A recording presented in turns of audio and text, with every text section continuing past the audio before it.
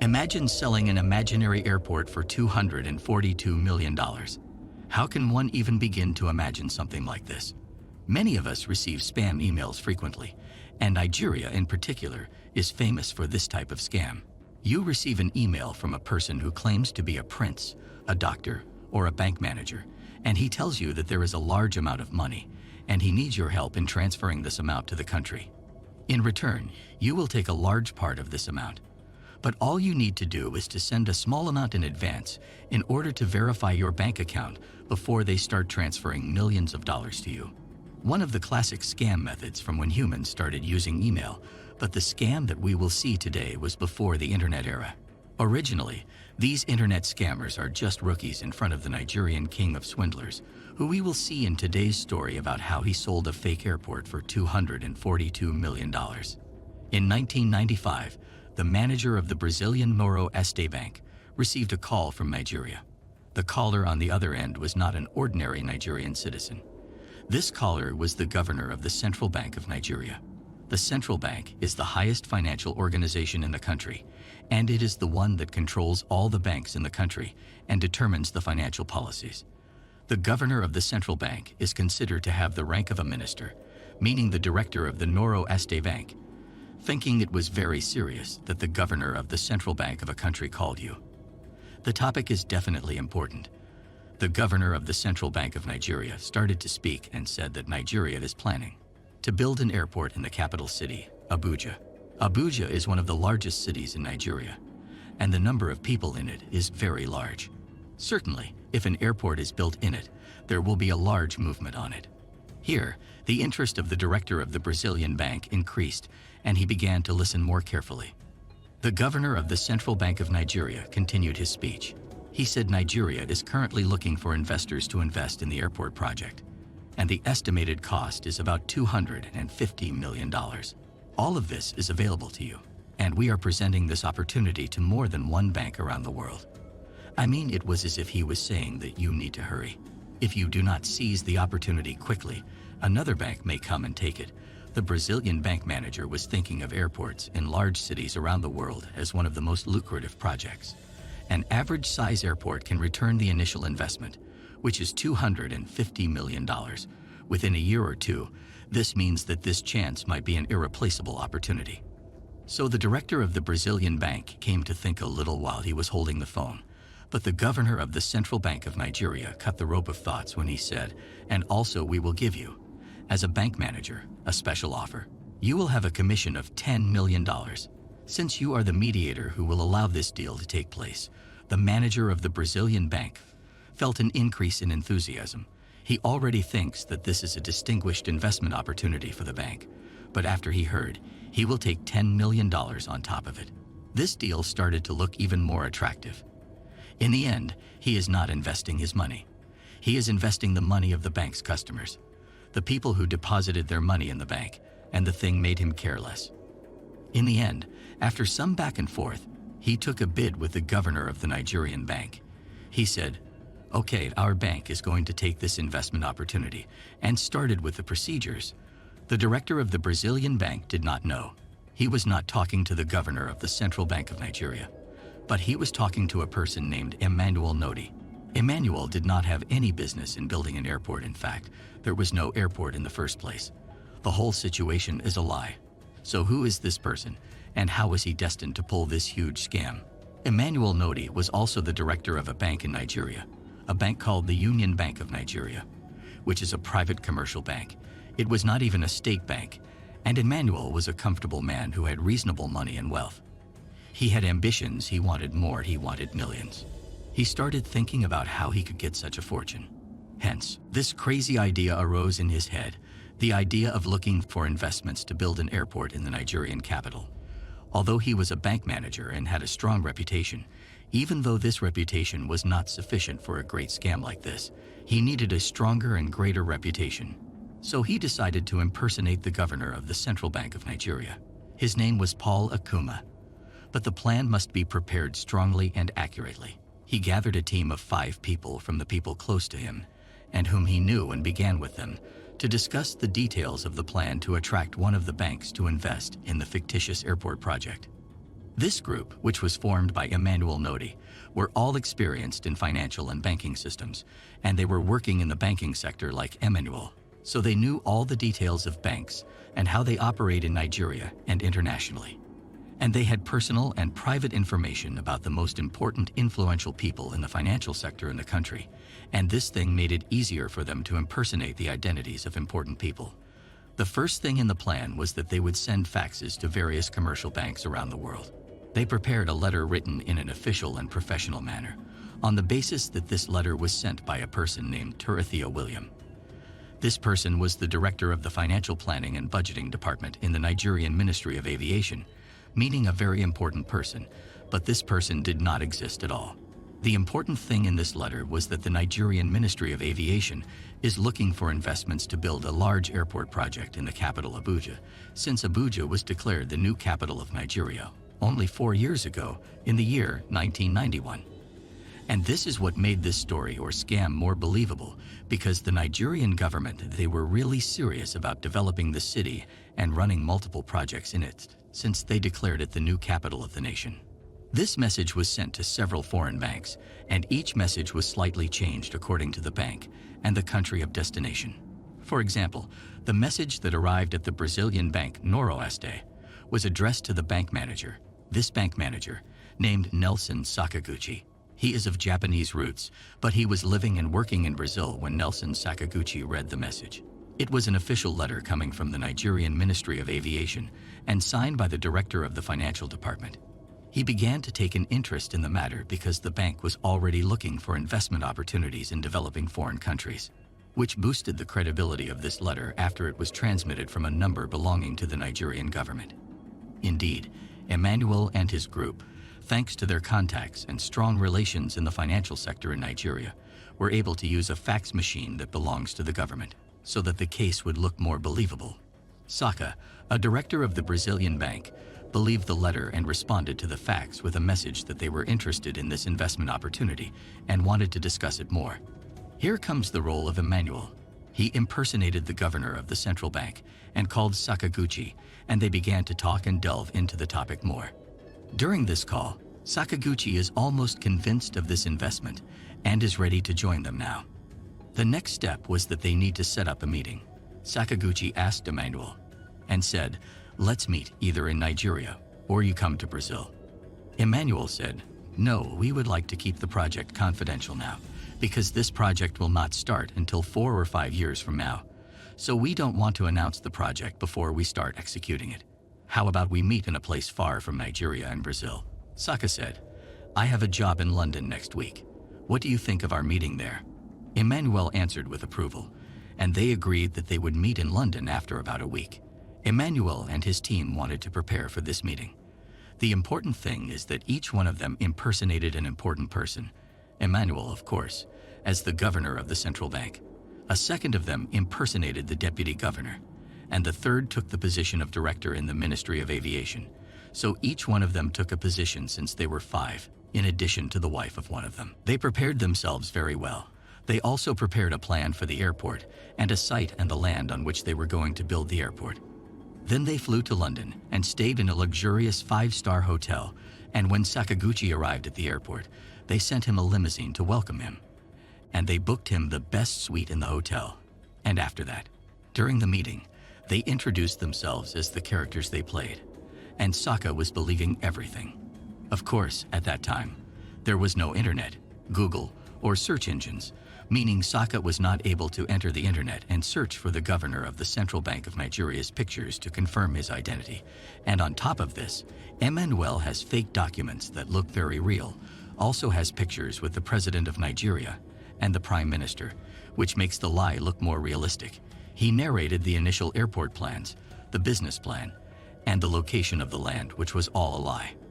But during their meeting, Emmanuel said, "We want to keep the project confidential. This project will not start construction until 4 or 5 years from now." Saka told him, "We will send the money anytime you all would like to start the project." Emmanuel interrupted, saying, "No, we cannot wait until the time of construction. The money must be in our hands sooner because all that we have is just plans. We need to start hiring companies and providing tools and materials. So the supply of money must start from now. Here Saka started to second-guess himself. It was clear to Saka that there was something suspicious with Emmanuel, who pressured him and said, "Look, if you are not comfortable with this project, then there is no problem.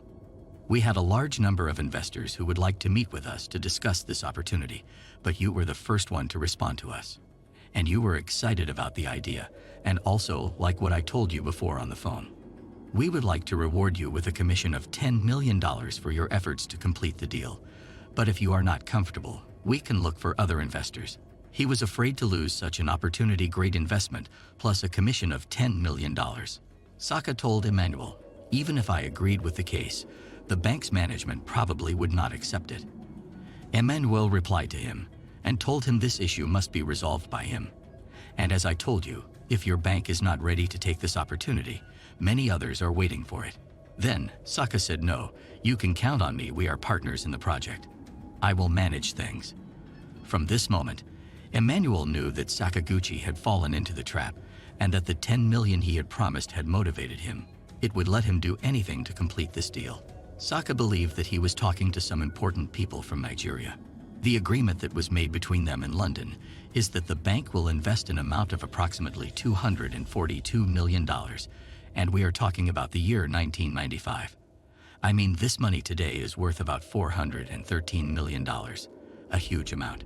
And before they finished their meeting in London, Emmanuel persuaded Sakaguchi to transfer $3 million as a deposit and proof confirming their desire for this investment opportunity. Saka felt the pressure and had to pay this down payment to not lose it, and there he fell into the trap. Even if he begins to suspect that the fraud is on him after the first payment, he will still pay more to remain hopeful. Sakaguchi got played psychologically, and this is the most important skill for any professional scammer. So Emmanuel insists that Sakaguchi pays a deposit of $3 million before leaving London. He became completely under Emmanuel's mercy. Saka keeps sending Emmanuel millions constantly over 3 years.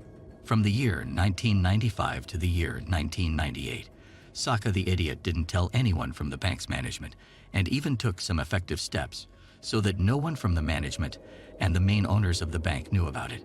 The most important step is that he did not transfer an amount greater than $6 million in each transfer. But why did he change it in this way?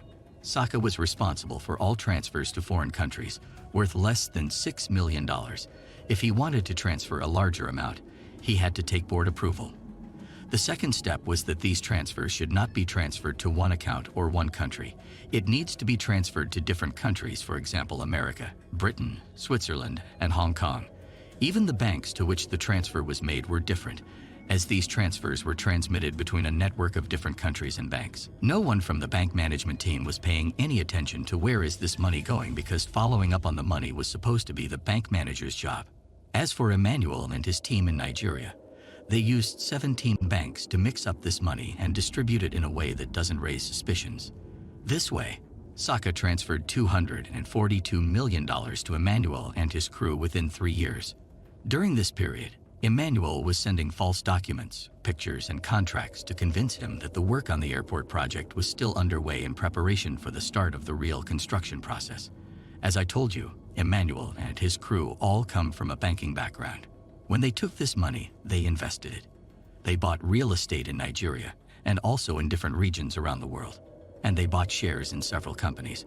The topic remained hidden from everyone, and it was most likely that it would not be revealed for a long time. If something unexpected had not happened, the thing was that a big bank named Santander Bank, the largest bank in Spain, wanted to acquire Noroeste Bank. So they made an offer to Noroeste Bank, and the bank's management expressed their initial approval. Of course, an acquisition approach like this is a very huge process, and before this procedure takes place, it must take a review of all the assets and documents so they can evaluate the value. So a board was formed from the two banks, the Spanish bank and the Brazilian bank, so that this board studies all the details that they need to assess the value of the bank. To their surprise, they found that about a third of Noroeste Citibank's capital missing, which is about hundreds of millions. The bank's manager, Nelson Sakaguchi, was summoned by the board of directors to explain to them what happened in the past 3 years. He admitted that he concluded a huge investment deal with the Nigerian government to build an airport in the capital city, Abuja, and that he transferred the amount of $242 million over the past 3 years without the knowledge of the board of directors. But the bank did not believe what they were hearing. He managed this bank faithfully for the past 14 years and then made such a huge decision without even telling them, and in a very suspicious way. A committee of investigation was formed after a long effort of tracking the complex network in which the bank's money was transferred, by tracking this money in several countries and several banks. All roads, in the end, led to Nigeria. The problem is that Nigeria does not have real financial control. The committee was not able to reach the true identity of the people who received the money in Nigeria. The issue took a long time until Nigerian banks were forced by pressure from Western banks, mainly Swiss banks. After they investigated the case, they stopped several accounts which the money was transferred through. They precisely asked Nigerian banks to cooperate with them in revealing the true identities of the owners of these accounts and Nigerian banks, for fear of blocking their accounts in Swiss banks and other countries. They decided to cooperate with them. Indeed, in the end, they came to the identity of Emmanuel and the crew, and they faced another problem. Nigeria was not a country that had laws against financial fraud. Emmanuel and his group remained free in Nigeria, and they may have bribed several officials so that they do not care about any Western claims to arrest them or investigate their case. The Brazilian bank Noro Este sold to the Spanish Santander Bank, and the purchase deal was completed, but this deal was worth much less than the actual value. Sakaguchi's trial was held in Switzerland on charges of financial fraud and money laundering, and he was sentenced to prison for several years. The owners of the bank were not silent about their right and appointed lawyers in different countries to try to recover some of what they lost from this huge fraud. But the problem is that most of the money and property was in Nigeria, and the Nigerian government is impossible to cooperate with them. And the issue remained like this until John Obasanjo, the new president, came to Nigeria. This president and his government noticed the escalation of financial fraud cases in Nigeria. The president decided to form a body called the Financial Crimes Commission. This body was formed in the year 2003. In the year 2004, the commission opened an investigation into the case of Emmanuel and his gang, and against the background of this investigation, 5 of them were arrested, but as I told you, they were 6. The 6th died in a car accident during the investigation period, and many even expect that this was not in fact an accident but an assassination, and the reason is that Emmanuel had suspicions that this person was intending to speak, exposing everything in exchange for a lenient sentence. Emmanuel decided to get rid of him. But this is all a theory. The important thing is that Emmanuel and the remaining 4 were arrested, and their trial began in the city of Abuja. During the trial, Emmanuel appointed a large number of jurors, and the judge of the court reached the point that in the trial session, he warned Emmanuel against trying to bribe officials and members of the jury. The judge did not know who took the bribe and who's not. So after the judge saw that things had slipped from his hands, he decided to stop the case and transfer it to the city of Lagos, the largest city in Nigeria. Even after the trial turned to the city of Lagos, Emmanuel kept trying to bribe the officers. He tried to reach the head of the Financial Crimes Commission, but this bribery attempt did not succeed. An attempted bribery charge was added to his indictment, but Emmanuel's attempts did not stop. In the middle of the trial, a warning arrived that there was a bomb in the courtroom and it would explode at any moment. So the hall was evacuated quickly, and the session was stopped and postponed for several hours until the special forces came and examined the place. But they discovered that there wasn't a bomb and the threat was fake. In the end, Emmanuel did not benefit of this move, and it has not been proven that he was the one behind it. It was a plan to escape and failed. The important thing is that during the trial they tried to negotiate with Emmanuel to return the money he stole in return for giving him a reduced sentence. He said he was ready to return $10 million. They said, "No, we will not accept less than $80 million. Emmanuel came back and said to them, "I will not return more than 40 million. This is all I have." The important thing is that the public prosecutor told him, "Look, this is your last chance. If you don't accept that you return the sum of at least $80 million, you will lose the reduced sentence." Then the court brought an unexpected witness. This witness was Nelson Sakaguchi, former director of the Brazilian Noro Este Bank, and the person who was primarily responsible for the loss of all this money. Sakaguchi entered the courtroom, full of embarrassment when Emmanuel saw him. He knew that he had fallen into trouble and that this case had taken a completely new turn. Sakaguchi confessed to everything, that Emmanuel impersonated the governor of the central bank, which is a major crime, and he said that they financed him $242 million. He showed many pictures, documents, and messages that were between them, and that supported his claims. After this testimony, the accusation became more proven against him, and here Emmanuel tried to return to the previous offer, $80 million. But the public prosecutor said, no, now you must return at least $120 million of the money to their owners, and also a fine of more than $10 million that goes to the Nigerian government. And because Emmanuel had no other option, he agreed, and in return for this deal, he was sentenced to 5 years. But he didn't spend these 5 years. He stayed in prison for less than 2 years, and he put cases on the government, claiming they took more property from him than the agreement, which is $120 million. He was able to win these cases and recover about $50 million in properties. All of this was through bribes that could have reached millions of dollars. After these events, Emmanuel Nodi remained free for many years. He continued to live a life of prosperity and without problems, but he was arrested again in the year 2016. But this time it was not a scam case, but it was a murder case. It seems that he was in a dispute over lands in one of his regions, and Emmanuel sent about 200 of his followers to attack these lands and their owners and battle them. This led to the death of a guard and some serious injuries to several policemen. Consequently, Emmanuel was arrested in the year 2016 on charges of conspiracy to commit murder. But if we know something from his history, I don't think he would take a long sentence, and it is most likely that he is now living his life comfortably in his luxury and extravagance palaces among his men. And here we reach the end of our story. Do not forget to like and subscribe to the channel and activate the bell button. Make sure you take a look at other stories in the channel. Thank you for watching. I will see you in the next video.